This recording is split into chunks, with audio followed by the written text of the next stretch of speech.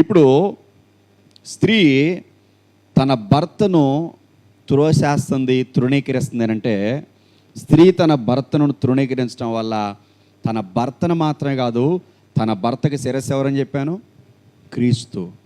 క్రీస్తునే తృణీకరిస్తుందని అర్థం. ఒక స్త్రీ తన భర్తను తృణీకరించి హేళన చేసి వ్యంగ్యంగా మాట్లాడుతుంది అని అంటే యేసుక్రీస్తునే అవమానపరుస్తుంది. మరి యేసుక్రీస్తుని అవమానపరిస్తే ఏం సాధిస్తాం? యేసుక్రీస్తు ప్రభువారిని అవమానపరిచి హేళన చేసి వ్యంగ్యంగా మాట్లాడి ఏం సాధిస్తాం? నీ భర్త మొండెమైతే ఆ మొండానికి శిరస్సు క్రీస్తు. నువ్వు నీ భర్తని తృణీకరిస్తున్నావు అంటే నువ్వు మొండెమై ఉన్నటువంటి భర్త కాదు.